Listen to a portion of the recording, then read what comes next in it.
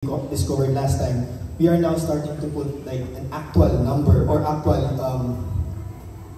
picture, groundwork on trying to make things work together on an integrated level. So, if makikita ninyo, our position is dito, no? This is Claveria, and there is the airport. Dito yung sa airport natin. So, the report for today is the diagnosis of the operational model of EWMPT or East-West Public Market Terminal, an analysis for analyzing Agropolis sub-market opportunities and strategic positioning of in the Mindanao agri-fishery market.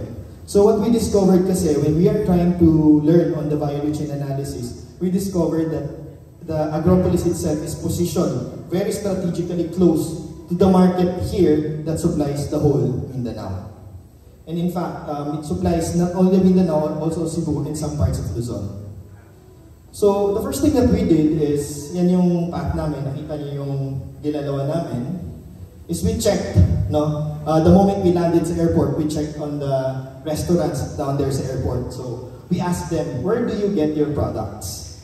So, what we discovered is that they buy their products from two places, no? So, yung mga karne, for example, they buy it from, Balui or Iligan, Balui or place near Iligan because, these are Maranaos. And at the same time, they need halal, they have specific market. But on the other hand, they also buy from, guess where? Here in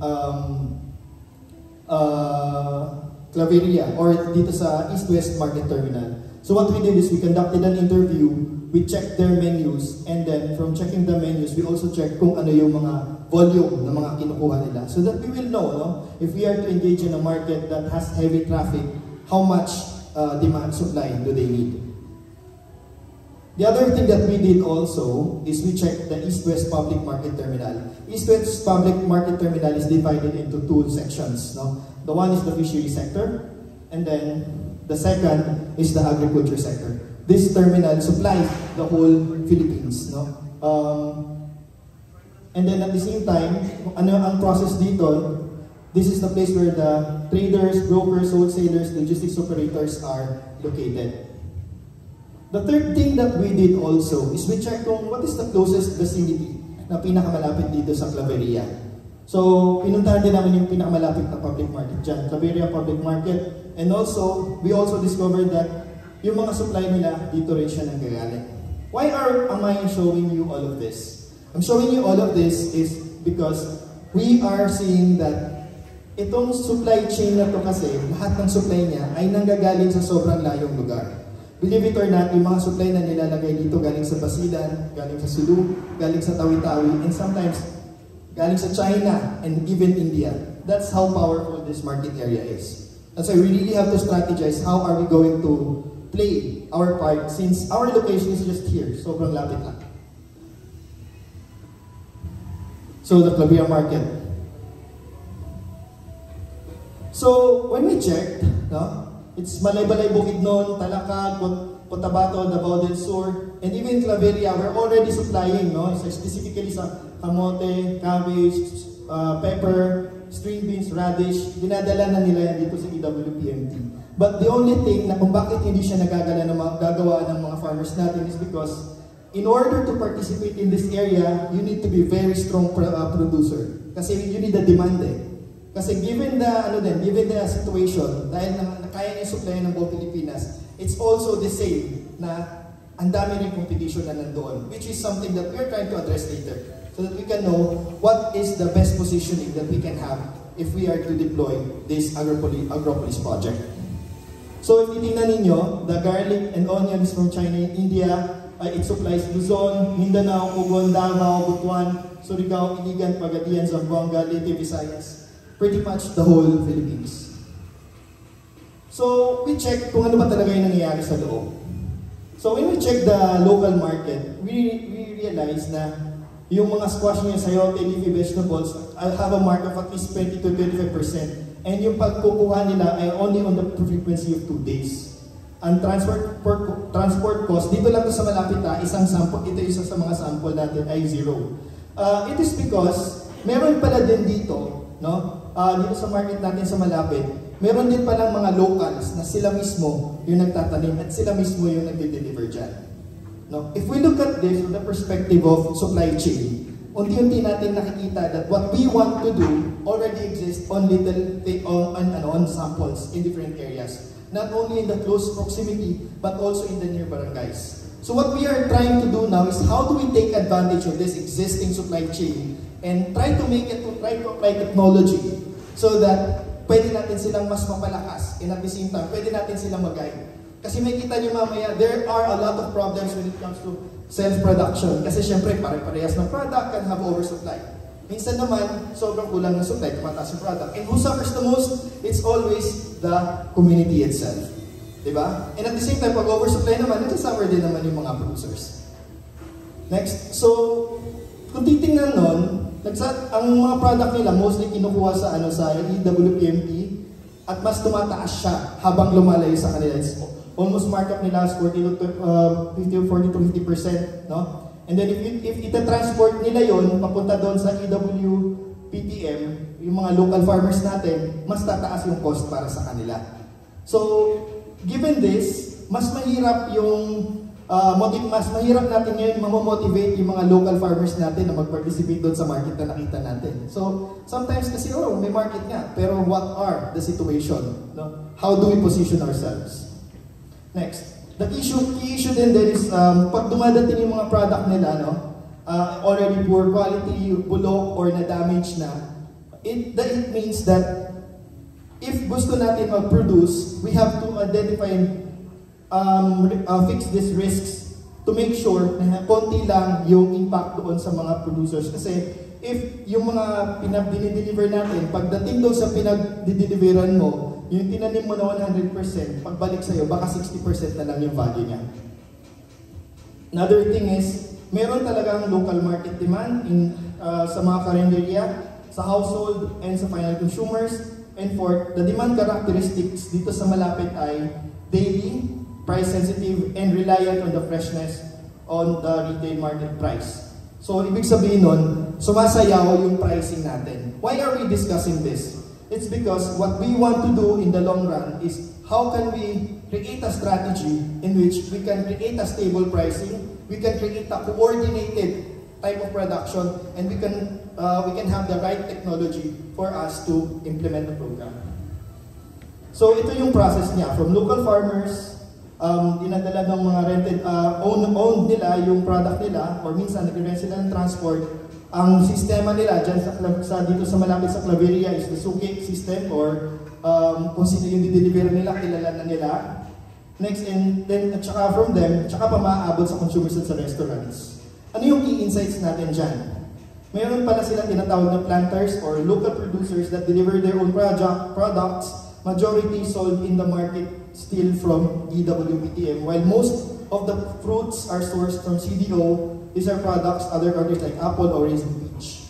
So kung makikita natin, ang pwede natin dito i-cover is yung mga vegetables. Kasi given na meron kayo ditong market, meron din kayong producer, kulang na kulang pa din yung pangailangan nila. Napo-force pa rin sila pumunta doon sa kabila. Kasi nga, kulang pa yung kayang ibigay ng demand ng mga local producers. That's why we're trying our best to organize the farmers for us to add to that production capacity, because we still have the demand, and the demand still gets from other parts of Claveria mismo. So, ito yung una namin bagsak. Now, we identify the type of supply chains into models. This one is, medyo malito, pero farm-to-plate model. The first, ito, hindi siya farm-to-plate model, nagkamali lang yung heading yan, but this is mostly, parang owner, no? Owner-operated model. So, ibig sabihin nun, all the supplies na ginagamit dito ay yung may-ari ng restaurant lang. Like yung traditional businessmen. Sila yung namimili, and then sila yung nagbibigay sa mga restaurants nila. So, this is in the airport, nung tinignan namin. So, we discovered that may mga tao na may mamalaking pera, malaki rin yung demand na kinukuha nila. They have their own vehicle, they have dedicated space doon sa Laguindingan Airport. They have their own restaurants doon sa Laguindingan Airport. And then, yung mga consumers nila, yung mga pasahero, and yung mga households around, or yung mga empleyado. Why are we discussing this? It's because when we ask them, no, one of the things that nasabi nung isa sa interview namin is, why not? Kung pwede may supply, kaya naman, pwede naman sa kanila i-deliver yun.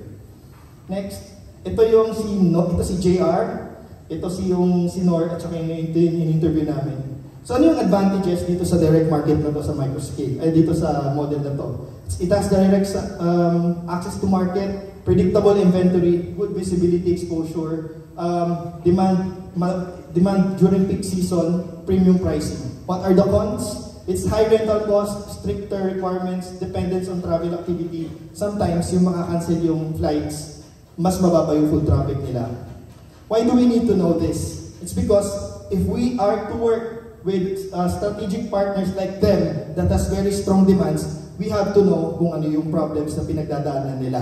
And if they are willing to buy on their own, gamit yung vehicle nila, they will be more willing to partner with us just in case kung kaya natin sila mabigay ng mas stable na demand. So for them kasi, malaki yung income nila. So they're willing to pay ng mas mahaba, mas premium for them not to transport it on their own. Next. Ito naman yung microscale model. Ito talaga itong microscale model. This is the backyard farming model or farm-to-plate model. This restaurant ay nasa labas lang, like siguro mga 5 minutes from our accommodation. Ang style naman dito is yung mga si Maate, ang panagnanatanim niya, siya mismo yung nagbebenta niyan. So, the way it works is that meron siya sariling farm, meron siyang backyard farm, and then yung backyard na yon, siya mismo yung nagde-deliver, siya mismo yung may-ari ng restaurant, and then siya yung nagsiserve sa consumers. Well, this is something na medyo inspiring kung titignan, kasi nga para siyang closed-loop system. It is something also that's not that totally scalable. Kasi it will depend kung may restaurant ka, tsaka kung may farm ka. Because when we are trying to do value chain analysis, we have to check all parts of the system. No? Ano ba yung best model na mag-work? These are very specific models lang. So, I'm discussing this so that we can all have a feel kung ano ba talaga ang situation at positioning natin sa Agropolis and how can we help. So, ano yung advantages nito? It's simple, easily replicable if you have the land. Can be ideal for farmers that has access to high customer traffic like schools, industrial areas. Still have to buy another ingredients from EWPTM at the end of the day. Kasi even if sabihin mo may sarili kang restaurants, yung ibang ingredients mo, bibiliin mo pa rin. And going back to what I have said, we are trying to target lahat ng gaps na yon. Now, even those that have lands still have a gap. They still need our production. The third is the traditional model or yung local agricultural producers. Ito yung mga producer na galing sa Bukidnon, galing sa Davao, galing sa Malaybalay, galing sa Cotabato, galing sa mga ibang areas. And even, I think, Dumaguete. No? Lahat sila nagdadala sa EWPTM. So the way it works is that after nila matanim yun, dadalhin ng local farmer, then sila mismo yung magdadala ng logistics nila, and then i-distribute na naman ito sa EWPMD. And then, after that, pupunta sa mga public market sa Hugon. But dito muna tayo sa EWPMD or sa East West Public Market Terminal. If you look at this, no, makikita nyo, these are like cabbage. No? Itong cabbage na to, nasa 70 kilos yan. Or sabihin na natin, 100 kilos, kada isang bulto na yan. Pag tinignan nyo yan, no, yan, nakalabas yung mga dahon. Those are just covers. Tanggap na nila, pagdating pa lang ng product nila, that if you have 100 kilos, automatically, ang price niyan ay reduced to 85 kilos. That's the best thing na pwede nilang gawin. But ang reality, when I ask them, gaano kalaki ang pagka-reduce nito? Ang sagot nila sa akin, 40. So imagine you produce 100 kilos and then 40 kilos lang ang bibili ng customer mo kasi majority of it goes to waste. Why is this happening? It's because there is no such thing as coordinated production. Yun yung disadvantage when you have the best market but the producers are not coordinated. Ang gusto lang nila mag-produce, may kipaglaban. That's why, even if nandoon na yung market na yun, at the end of the day, we really have to know if yung market na yun ay bibili ba. What we want to happen is like we have like a JIT model yung tinatawag na just in time. We only produce kung ano yung kinakailangan so that we can maximize the efficiency and minimize the waste. And at the same time, we protect the environment by lesser carbon footprints. This one, no, it's carrot. No? This is 90 kilos. And can anyone guess magkano yung carrot na to? Ito yung sa sako. Just wild guess lang. Wild guess. Sir, ano yung hula mo? Itong buong sako, hula lang po, hula. Ha? 1,000? Lower? 120? So, may nagsabi yung 120? 120 pesos. Tama si Mama.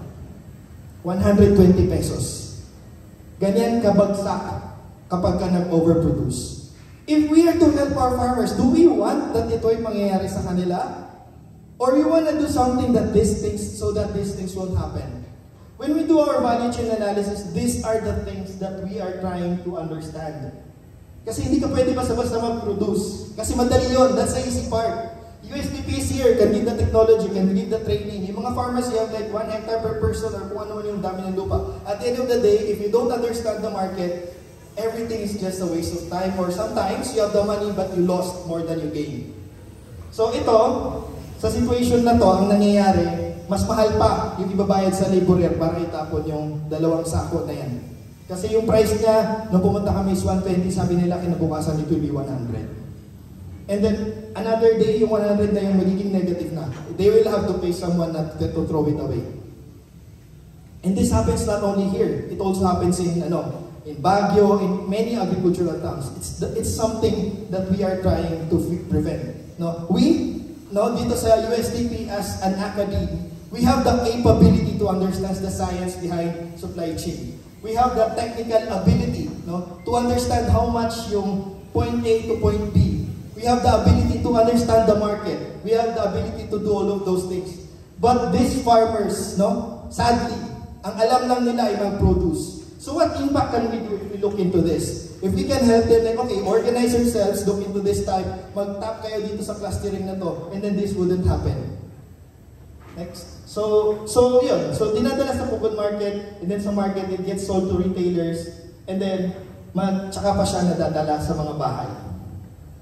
So, ano ba yung advantage nito? It's reliable supply market, accessible to both for medium and large-scale operators, ability to supply and receive products nationwide and distribute nationwide. But this is very important, may not be suitable for small-scale farmers. Competition with other existing producers required to scale supply may be higher than traditional public markets. That is why, as much as we want to penetrate yung pinakamalapit sa atin, that can be part of the phase 2 or phase 3 of the program. I'll be showing something na strategy that we can use na pwede natin i-implement agad the moment we deploy the Agropolis program. This is another model, I call this Caballeros model. Kasi na-interview ko dito doon sa Caballeros restaurant. This model kasi is on the livestock. They don't have their farm, They don't have their farm, but they are selling. Marami daw silang binibentahan at sila mismo yung mag-distribute. So ano ba yung style nila? They talk with local growers na livestock growers, and then after that, they negotiate with them, and then they scout for live producers kahit saan pa yung barangay pinupuntahan nyo yung mga kabalyeros, and then next, dinadala nila sa slaughterhouse, and then dinidistribute nila sa public markets, and then after that, binibenta rin nila sa mga restaurants nila.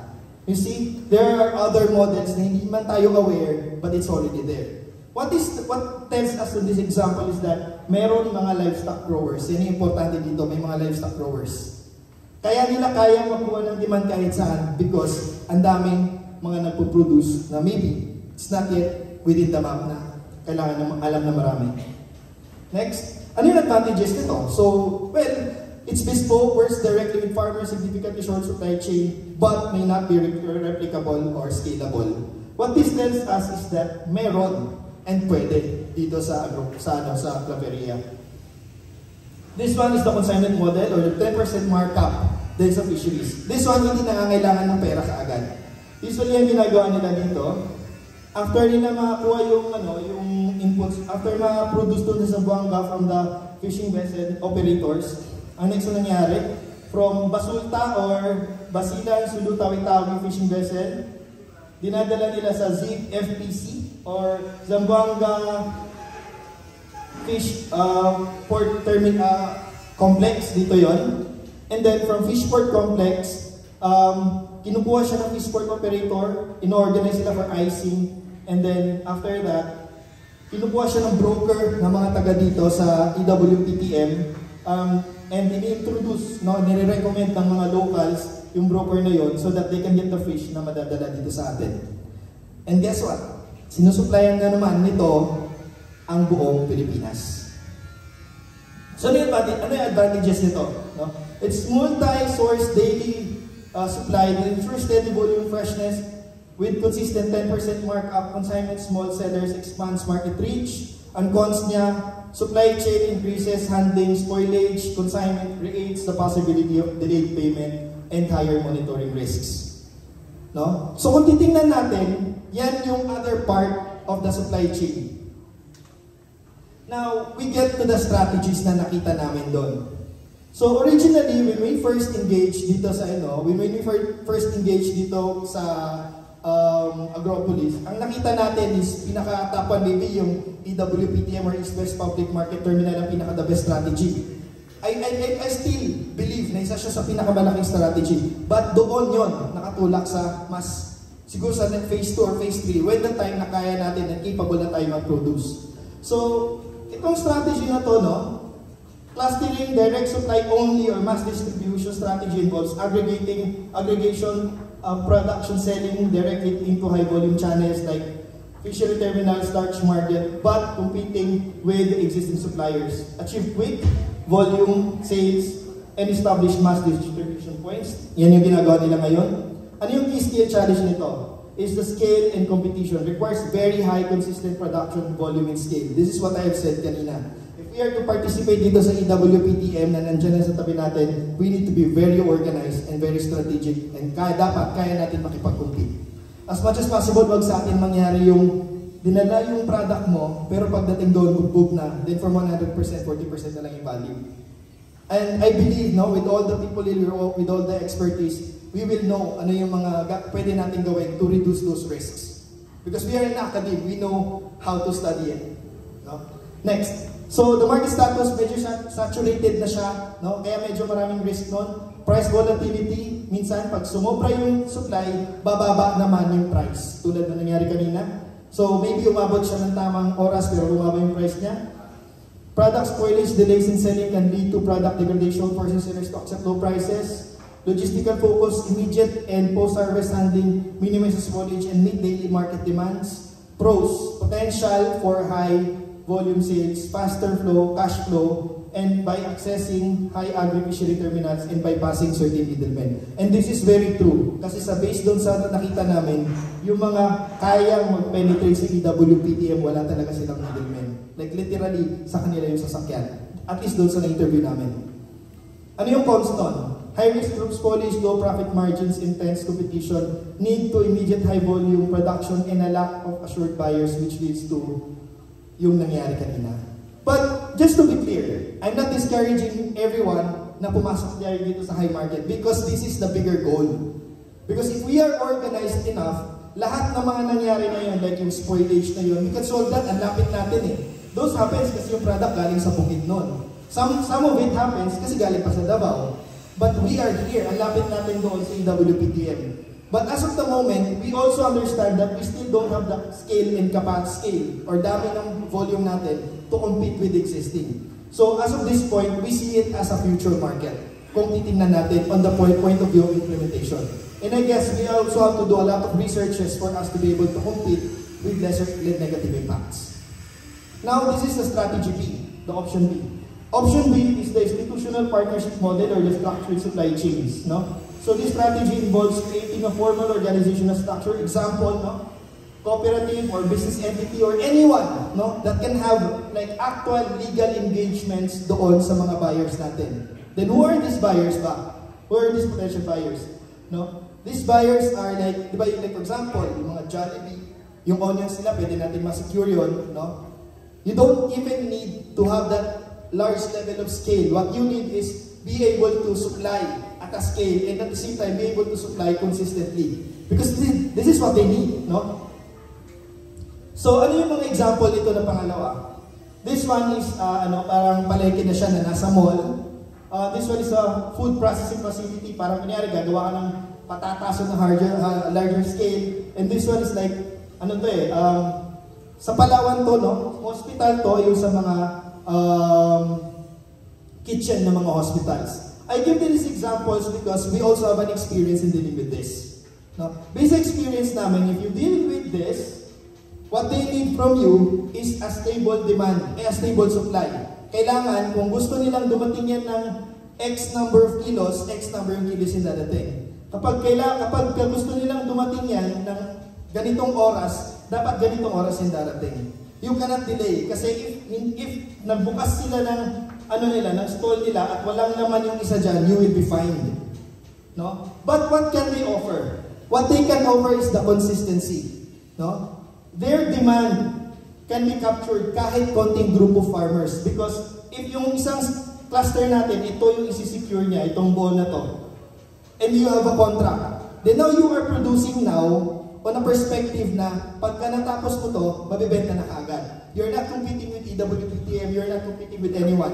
What you have is a stable contract and a supply agreement that will make sure that madi-deliver mo yung product na yun. Similar with this sa hospitals, di ba ito? No? Sa hospitals naman, they have like strict dietary requirements. No? Sa strict dietary requirements na yan, pag sinabi ng nutritionist na kailangan ng 3 sako ng patatas dyan, kailangan ng 2 kilo ng sayote or kung ano man, those numbers need to be collated and at the same time organized in order for us to supply kung ano yung gagawin doon. Next, ano yung challenge dito? It takes time to set up and kailangan ng investment. It requires a formal organization to engage with buyer and manage transactions. And then needs capacity and investment, sustained capacity for marketing, development, technologies, and capacity building. So, this one has longer preparation. But if titingnan natin yung capacity natin, your current situation ng mga farmers natin ngayon, hindi pa sila organized.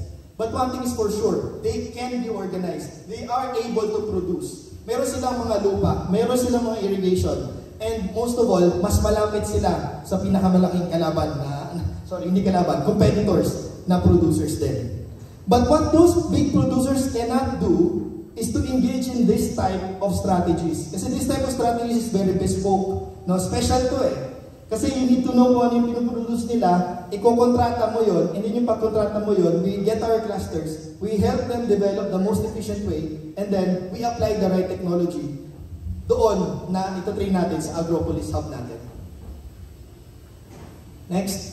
This one requires major requirements like quality, delivery, price, and at the same time, strategic distance from those points. The following 4 variables must be addressed to capture the market. Kasi what these markets can promise you, no, mamaya ipapakita ni JR kung gaano karaming nakapalibot sa atin sa mga market na to. Because JR has the ability to get all those numbers, and we're able to get it naman. No? Ay, mamaya mapapresent sa map. No, the thing with these people is that they need actual stable supply. And what our farmers need is actual market that they can coordinate with or they can work with for them to have a stable income there. Ang trade-offs nito ay very efficient to penetrate yung pros niya, very efficient to penetrate, and over scalability once established. Kasi for example, you have like 5 restaurants ang partner mo, 5 restaurants chain na yon. And then, nakapartner na sila doon sa isang scale of farmers mo. Sibuyas lang yung pinoproduce nila. Ngayon, on the next couple of months, pwede ka mag-expand ngayon. Okay, capable na kami mag-produce dito. No, nag-conduct na si USTP Agropolis ng study. Ito yung kailangan nila. May mga students na pumunta doon. Oh, ganito kalaki yung onion. Ito yung bigat niya. Ito yung size niya. Ito. And then, after that, we can increase na naman to partner with others. Kasi, government offices has kitchens. Yung mga schools, may cafeterias yan. Hospitals, meron yung sariling diet or whatever, kung ano yung kailangan nila. And then, there are also napapalibutan din ng Cagayan de Oro ng mga food producers like yung CDO and yung mga nangangailangan din ng mga local products. So, this one is just illustrative, just to show kung ano yung nangyayari on an illustrative perspective. We are here. Dito tayo nakaposisyon. Basilan, Sulu, Tawi-Tawi, iniipon nila sa Zamboanga. And then from many other parts of Mindanao, iniipon sa Cotabato, dinadala dito. And then even from India, from China, iniipon naman ulit dito sa EWPTM for the purpose of para ibenta sa buong Pilipinas. Hanggang Luzon, Baguio, and many other parts of the country. And we are here. Sobrang lapit natin. If China can do it, why can't we? Diba? So I think that's the end of the presentation, but magkukontinue pa to kasi si JR, they will show you the actual positions of those potential partners na nakita namin. Thank you.